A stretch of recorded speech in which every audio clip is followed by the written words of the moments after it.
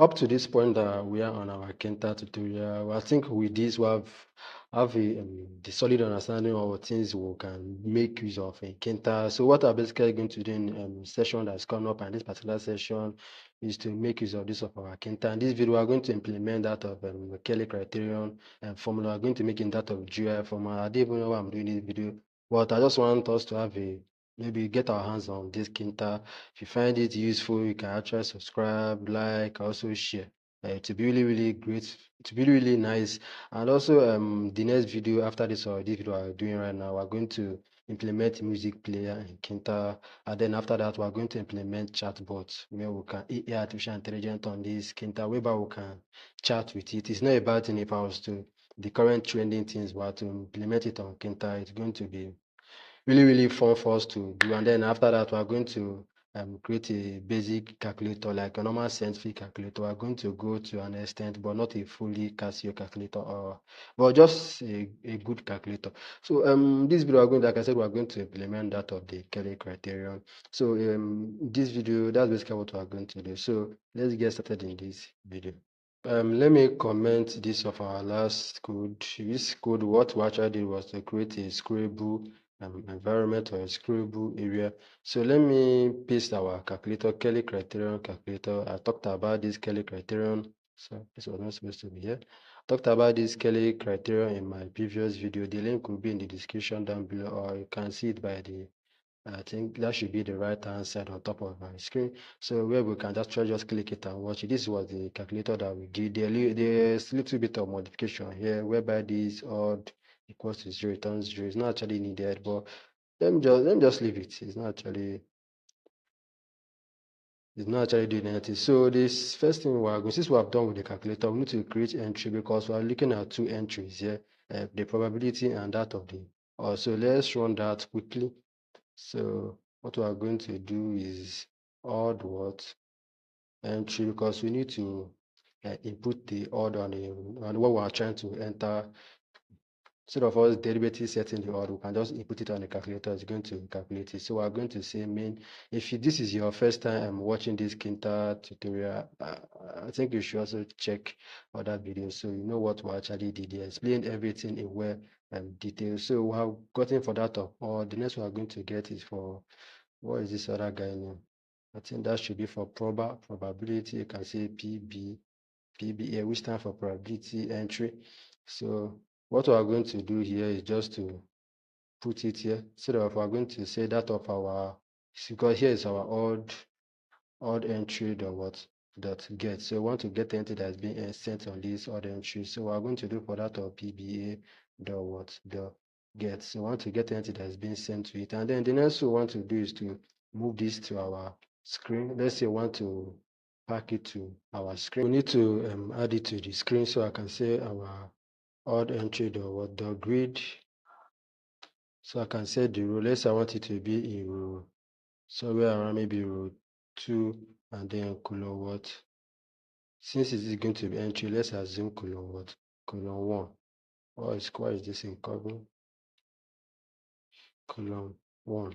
So I'm still going to do the same thing for that of probability. Here is going to be our PBA, and that is going to be on what? On row 3. So since I make use of grid, we need to actually turn this guy to grid 2. So with this, we'll just set most of the tools. So let's run it and see. Okay, our screen looks a little bit messed up, but it looks as if it's working perfectly. Here we're going to put our odd. Here is our odd. Here is our probability. But we need to actually adjust some other things. So let me set the colon instead of 3. Let me set it everything to colon is on 1 and row is on. So let me just set it to 1. 1 is okay. Row is 2. So we need to also set add our label. So we can say our odd underscore what label. Or we can just say direct label. So here we can see the label is going to take our main, and then the text is going to be odd. So it's going to be odd, and then we're going to set the other one to be for our what prober.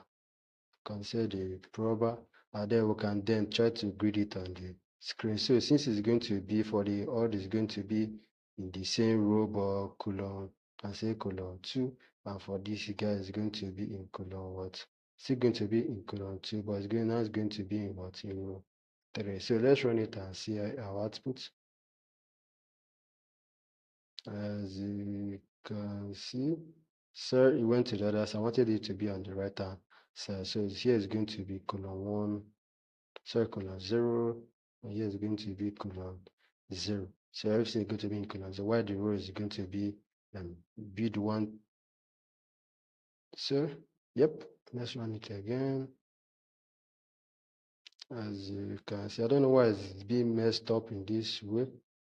Third,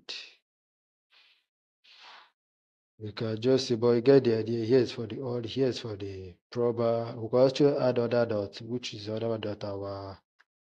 We can also add our. What is this? We can also add our pad X. Just try to pad it 2, and then we can also add our pad Y. Let's add a 3.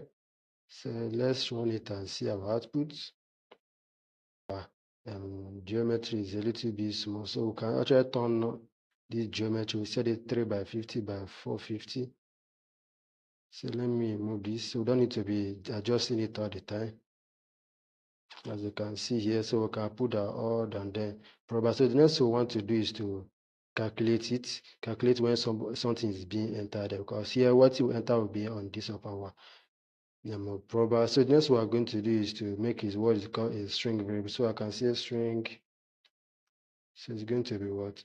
String variable. So this is going to hold our string variable. So the next thing that we want to actually do, display our f on the screen. So we can just say we're going to set our, instead of us returning this f, so we can just set it on our string variable that we just created. So we can say string what? String the set. If you don't know what to actually do, I've talked about all these before. So we can actually just set our string to be our f. So the next thing that we want to actually also round it to maybe to 2 decimal points. So we can say round. Here is going to be 2 decimal points. So in this way, we don't need to get a huge output. So the next we are going to do is to create a button. So we can say which is going to calculate it. We can say button. So it's going to take the main, and the next is going to take is the test, and we can assign it to be calculate.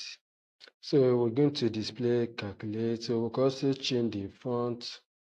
So first is going to take, we can set our area. I can set our area, but let's just leave it as of now. I don't want to design anything as of now. So the next we want to do is to grid it on the screen. We are going to call the btn the grid. So no, sorry, the grid. Note that I want it to be on row after all this row. I want it to be beneath. So it's going to be in what? Row 4, and then it's going to be in column 0. So let me just copy this.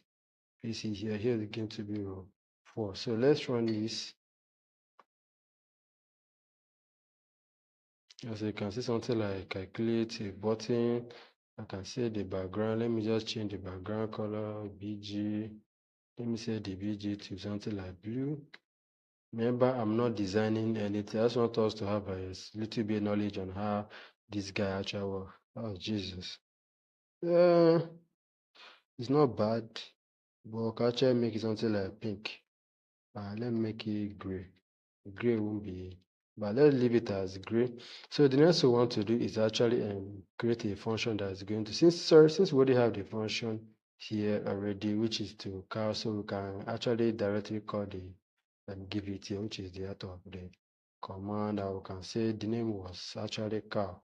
Yeah, I think that was it. The name of the function was cow, so we can actually call it directly. So let's see what happened.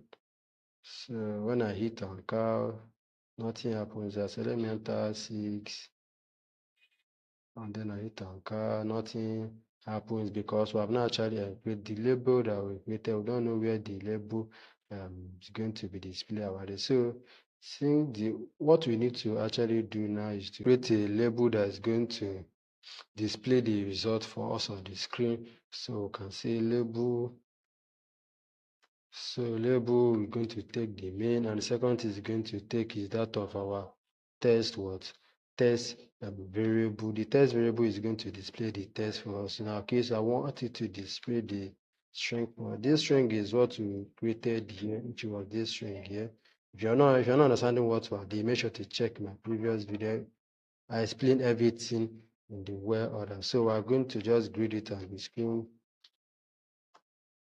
So when I grid it, I want it to be in somewhere around row 5, so it will display and beneath every other thing.